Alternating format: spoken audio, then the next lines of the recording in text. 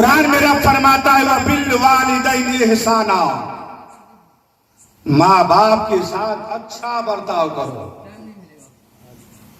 ماں باپ کے ساتھ ماں باپ کے ساتھ اچھا برتاؤ کرو. کون کہہ رہا ہے؟ پروردگار کہہ رہا ہے. کون کہہ رہا ہے؟ کائنات کا رزاق کہہ رہا ہے. کون کہہ رہا ہے؟ کائنات کا خالق و مالک کہہ رہا ہے.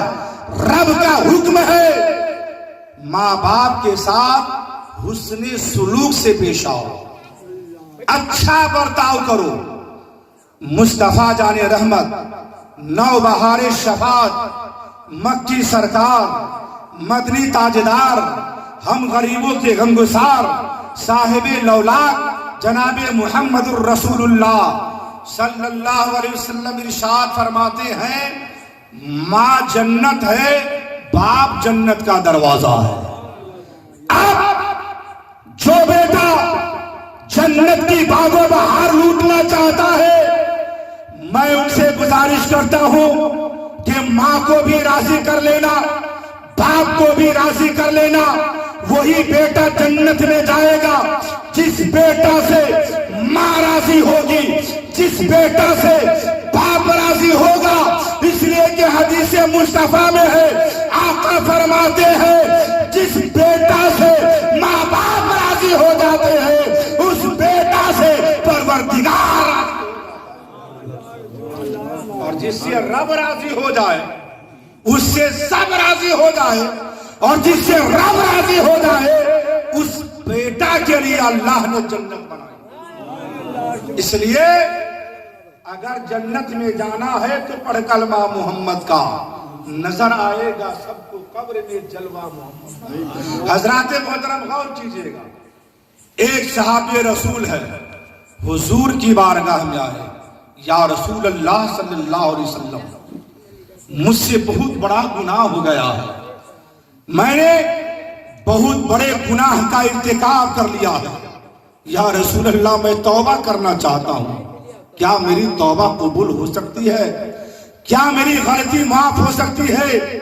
مصطفیٰ جان رحمت نے ارشاد فرمایا بھلا بتاؤ تو صحیح، کیا تمہاری ماں زندہ ہے؟ اس صحابی نے عرض کیا یا رسول اللہ ماں زندہ نہیں ہے. تو آقا فرماتے ہیں تمہاری خالہ زندہ ہے؟ ہاں یا رسول اللہ میری ماں کی بہن خالہ تو زندہ ہے. تو آقا ارشاد فرماتے ہیں اے میرے صحابی سن لے، اپنی خالہ کے پاس چلا جا اور ان کو راضی کر لو. اگر تیری خالہ تجھ سے راضی ہو جائے گی تو اللہ تمہاری توبہ کو بھی اپنی بارگاہ میں قبول فرما لے گا اور اللہ تمہاری غلطیوں کو معاف بھی فرما لے گا. پتا چلا کہ ماں کے بعد مرتبہ خالہ کا ہے. ماں کی بھی قدر ہونی چاہیے اور خالہ کی بھی قدر ہونی چاہیے.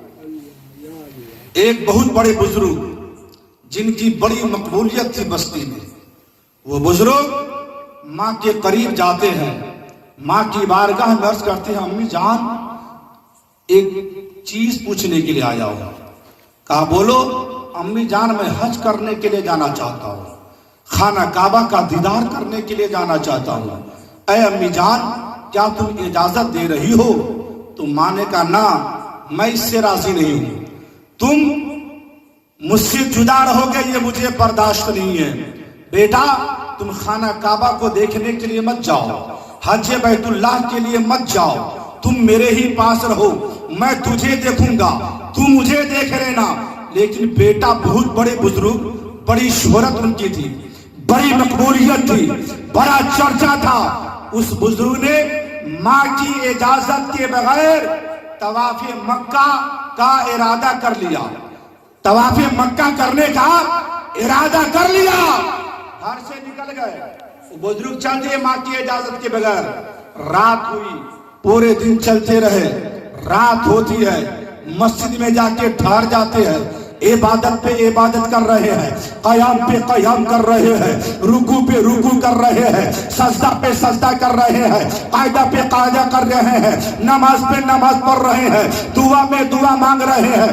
لیکن میرے اسلامیوں بھائیوں, وہ بزرگ رات کی تاریکی میں ایک مسجد میں جا کر عبادت و ریاضت میں مشغول ہے, عبادت کرتا جا رہا ہے, کرتا جا رہا ہے. اچانک اسی رات میں, اسی بستی میں چور آتا ہے, ایک آدمی کے گھر پہ حملہ کرتا ہے, اندر داخل ہوتا ہے, چوری کرتا ہے. جو ہی چوری کرتا ہے, گھر کے لوگ جاگ جاتے ہیں, اور جاگ جانے کے بعد فوراً آتے ہیں, اور آنے کے بعد گھر والے چور کا پیچھا کرتے ہیں. جب پیچھا کرتے ہیں تو چور مسجد کی طرف بھاگتے ہیں. لوگ پیچھا کر رہے ہیں, چور آگے آگے بھاگ رہا ہے, پیچھے پیچھے گاؤں کے سماج بھاگ رہے ہیں, گاؤں کے لوگ پیچھا کر رہے ہیں. مسجد کے قریب جب وہ چور پہنچا, لوگوں نے دیکھا کہ اچانک چور غائب. جب سارے لوگ مسجد کے قریب آئے تو کیا دیکھتے ہیں, مسجد کا دروازہ سٹا ہوا ہے, اور اس دروازہ جب کھولا تو لوگوں نے کیا دیکھا کہ مسجد کے اندر ایک بزرگ ہے جو نماز ادا کر رہا ہے.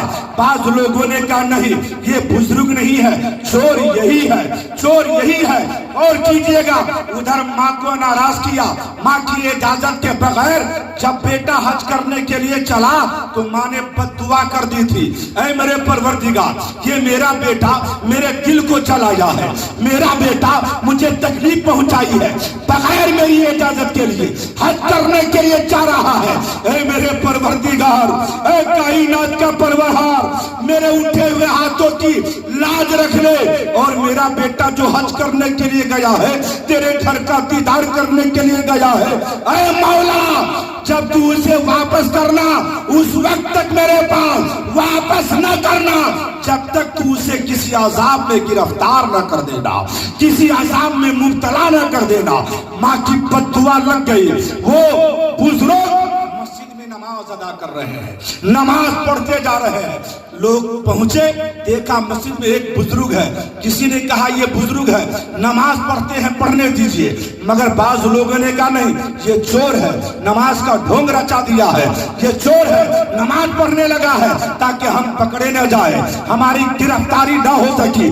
لیکن آئے لوگوں نے اس بزرگ کو پکڑ لیا, کہا تو بہت بڑا چور ہے, چوری کر کے آ رہا ہے, مسجد میں نماز پڑھنے لگا ہے, آج چھوڑوں گا نہیں, بادشاہ وقت کے پاس لے جاؤں گا, حاکم وقت کے پاس لے جاؤں گا. چنانچہ لوگوں نے پکڑ لیا. بزرگ کہنے لگے نہیں, ارے میں فلاں گاؤں کا رہنے والا ہوں, میں عبادت کرنے کے لیے آ گیا ہوں. مگر لوگوں نے نہیں مانا, کیونکہ ماں کی بد دعا لگ گئی تھی. لوگوں نے پکڑا, حاکم وقت کے پاس لایا, بادشاہ وقت کے پاس لایا, اور بادشاہ سے کہا, بادشاہ یہ وہ چور ہے جو فلاں کے گھر میں چوری کر رہا تھا, پکڑا گیا ہے. بادشاہ کا حکم ہوتا ہے چور کے دونوں ہاتھ کو کاٹ دیا جائے. دونوں ہاتھ کاٹ دیا گیا, دونوں پاؤں کو کاٹ دیا جائے, دونوں پاؤں کاٹ دیا گیا, دونوں آنکھیں نکال دی جائے, دونوں آنکھیں نکال دی گئی. اللہ اکبر. بادشاہ وقت نے اسی پہ بس نہیں کیا, بلکہ بادشاہ نے کہا اسے پورے شہر میں گھماؤ اور اعلان کرتے جاؤ کہ جو چور ہوتا ہے اس چور کی سزا اسی طرح, اس چور کو اسی طرح سزا دیا جاتا ہے. اللہ اکبر. غور کیجئے گا, جو ہی اتنا کہا تو اس بزرگ نے کہا کہ اے لوگو, میں چور نہیں ہوں, میں ڈکیت نہیں ہوں. کہا پھر تم ہو کون؟ کہا میں فلاں گاؤں کا رہنے والا ہوں, حج کا ارادہ کر کے نکلا ہوں, لیکن ماں ناراض ہو گئی ہے, ماں کی بد دعا لگتا ہے لگ گئی ہے. لیکن جب لوگوں سے چہرہ دیکھا تو ایک شخص نے پہچان لیا, ہاں ارے یہ تو چور نہیں ہے, فلاں علاقے کے بزرگ ہے, فلاں گاؤں کے بزرگ ہے. لوگ کافی شرمندہ ہوتے ہیں. لوگ اعلان بھی کر رہے ہیں کہ جو چور ہوگا اس کے ساتھ یہی معاملہ کیا جائے گا, جو چور ہوگا اس کا ہاتھ کاٹا جائے گا, جو چور ہوگا اس کا پاؤں کر دیا جائے گا, جو چور ہوگا اس کی آنکھیں نکال دی جائے گی. تو اس بزرگ نے کہا کہ اے لوگوں, یاد رکھو یہ چوری کرنے کی سزا مجھے نہیں دی جا رہی رہی ہے بلکہ ماں کو ناراض کرنے کی سزا دی جا رہی ہے، ماں کو تکلیف پہنچانے کی سزا مجھے دی گئی ہے۔ اللہ اکبر۔ لوگوں نے اسے اٹھایا اور اس کے گھر کے دروازے پہ جا کے رکھ دیا۔ اب جو ہی رکھا اندر ماں پھر دعا کر رہی تھی، اے اللہ اگر تو نے میرے بیٹے کو کسی بلا میں کسی مصیبت میں گرفتار کر دیا ہے تو اے مولا تو میرے اس بیٹے کو میرے پاس پہنچا دے تاکہ میں اپنی آنکھوں سے دیکھ لوں کہ میرا بیٹا کس عذاب میں مبتلا ہو چکا ہے، کس عذاب میں گرفتار ہو گیا ہے۔ اللہ اکبر۔ جو ہی اتنا کہنا تھا ماں اندر دعا کر رہی ہے اور بیٹا گھر کے دروازے پر صدا لگا رہا ہے، آواز دے رہا ہے کوئی جو مجھے کھانا کھلائے، میں بھوکا ہوں۔ ماں اندر ہے، ماں آواز پہچان نہ سکی اور ماں اندر سے کہہ رہی ہے، اے سائل، اے مانگنے والا انسان دروازے کے قریب آ تاکہ میں تجھے کچھ عطا کر دوں۔ تو اس بزرگ نے کہا کہ میرے پاس پاؤں نہیں ہے، کاش پاؤں ہوتا تو تیری چوکھٹ کے قریب جاتا اور بھیک مانگ لیتا، کھانے کا سامان تجھ سے لے لیتا۔ میں پاؤں سے معذور ہوں، پاؤں میرے پاس نہیں ہے، پیر میرے پاس نہیں ہے۔ کہا اچھا ہاتھ ہی بڑھاؤ تاکہ تیرے ہاتھ میں روٹی دے دوں۔ تو اس بزرگ نے کہا کہ میرے پاس ہاتھ بھی نہیں ہے، کاش ہاتھ ہوتا تو میں تیرے پاس پھیلا دیتا، ہاتھ میں روٹیاں لے لیتا، ہاتھ میں سبزی لے لیتا، ہاتھ میں پانی لے لیتا، لیکن دونوں ہاتھ بھی کٹا ہوا ہے۔ تو اس عورت نے کہا، ماں نے کہا، پھر میں تیرے قریب کیسے جاؤں؟ اگر جاؤں گی تو میرے اور تیرے درمیان حرمت قائم ہو جائیں گی، اس لیے میں نہیں جا سکتا۔ ایک غیر عورت غیر مرد کے ساتھ سامنے جا نہیں سکتا، اس لیے جا نہیں سکتی، اس لیے میں تمہارے پاس جا نہیں سکتی۔ اتنا کہنا تھا تو اس بزرگ نے کہا، کیا آواز دینے والی عورت، میرے پاس آنکھیں بھی نہیں ہے۔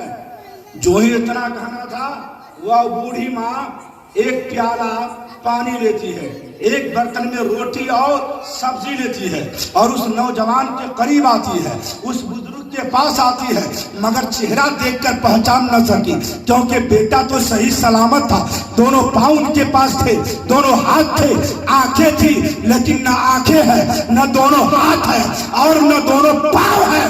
ماں پہچان نہ سکی، روٹی توڑتی ہے، شوربے میں ڈبوتی ہے، اپنے بیٹا کو کھلاتی ہے۔ جب پیٹ بھر کے بیٹا کھا لیا تو پہچان گیا کہ روٹی کھلانے والی کوئی اور نہیں ہے بلکہ یہ میری ماں ہے۔ فوراً اس بزرگ نے اپنے سر کو اپنی والدہ کے قدموں پہ ڈالا اور کہا، امی جان، اے میری امی جان، میں تیرا گنہگار بیٹا ہوں۔ اتنا کہنا تھا، ماں نے جب اپنے بیٹے کی صورت کو دیکھا، اپنے بیٹا کا چہرہ دیکھا، اپنے بیٹے کے حالات کو دیکھا، جب اپنے بیٹے کی شکل و صورت کو دیکھا، ماں تڑپ جاتی ہے، ماں کی ممتا بے چین ہو جاتی ہے، ماں بے قرار ہو جاتی ہے اور ماں رب کی بارگاہ میں ہاتھ اٹھا کے دعا کرتی ہے، اے مولا تو نے میری دعا کو بھول کر لیا ہے اور میرے لال کو عذاب میں گرفتار کر دیا ہے۔ اے مولا اگر یہی حالت رہی تو دنیا کے لوگ مجھ پہ لعن طعن کریں گے، دنیا والے مجھ پہ تھوکیں گے، دنیا والوں کے سامنے مجھے ذلیل و خوار ہونا پڑے گا کہ تو کیسی ماں ہے جو تو نے اپنی اولاد کے لیے بد دعا کر دی ہے، جس کی وجہ سے تیرا بیٹا پریشان نظر آ رہا ہے، تیرا بیٹا لولا ہو گیا ہے، تیرا بیٹا لنگڑا ہو گیا ہے، تیرا بیٹا اندھا ہو گیا ہے۔ اس لیے اے مولا تو میرے اٹھے ہوئے ہاتھوں کی لاجت میری دعا کو اپنی بارگاہ میں قبول فرما لے اور اے مولا میرے جسم سے بھی روح نکال لے اور میرے بیٹے کے جسم سے بھی روح پرواز کر لے۔ اللہ اللہ، ماں کی دعا ہوتی ہے۔ ادھر دعا ختم بھی نہیں ہوئی تھی کہ ماں بیٹے دونوں کے جسم سے روح نکل گئی۔ اللہ اکبر۔ حضرات اس سے پتہ کیا چلا؟ ماں کی بد دعا بڑی تیزی کے ساتھ لگتی ہے۔ نوجوانوں کو راضی رکھو، ہر حال میں راضی رکھو، لیکن آج نوجوانوں کا حال یہ ہے کہ شادی سے پہلے ماں کو بہت پیار کی نظر سے دیکھتا ہے، باپ کو بہت محبت کی نظر سے دیکھتا ہے، لیکن شادی ہو جاتی ہے تو اب بیوی کو پیار کی نظر سے دیکھ رہا ہے، ماں باپ کو حقارت کی نظر سے دیکھ رہا ہے، ماں باپ کو گری نظر سے دیکھ رہا ہے۔ اے لوگوں، میں آپ سے گزارش کروں گا کہ بیوی کو بھی محبت کی نظر سے دیکھو، ماں باپ کو بھی محبت کی نظر سے دیکھو، اس لیے کہ آقا فرماتے ہیں جس نے ماں کا چہرہ دیکھا اللہ اسے ایک حج مقبول کا ثواب عطا فرماتا۔ بولو، بیوی کا چہرہ دیکھنے سے حج کا ثواب ملتا ہے؟ نہیں ملتا ہے، لیکن ماں باپ کا آپ چہرہ دیکھو گے، ایک مرتبہ دیکھو گے، ایک حج کا ثواب عطا کیا جائے گا، دو مرتبہ دیکھو گے، 2 حج کا ثواب عطا کیا جائے گا۔ اس لیے نوجوانوں، میں آپ سے پرخلوص گزارش کر رہا ہوں کہ اگر ماں باپ حیات سے ہیں تو آپ ان کا چہرہ دیکھیے، آپ ان کی خدمت کیجیے، آپ ان کے پاؤں کو دبائیے اور ان سے اپنے لیے دعا کروائیے کہ اے امی جان، اے ابو جان، آپ ہمارے لیے دعا کر دیجئے۔ قسم خدا کی، آپ کے ماں باپ آپ کے لیے دعا کر دیں گے، آپ کی قسمت سنورتی نظر آئے گی، آپ کے رزق میں برکت آتی نظر آئے گی، آپ کا کاروبار چلتا نظر آئے گا، آپ کی عمر میں ترقی پیدا ہوتی چلی جائے گی۔ اس لیے میں آپ سے گزارش کروں گا، اگر ماں باپ زندہ ہے تو آپ ان کی خدمت کر کے ماں باپ کو راضی کریں۔ ماں باپ کی رضا میں خدا کی رضا ہے، ماں باپ کی ناراضگی میں خدا کی ناراضگی ہے۔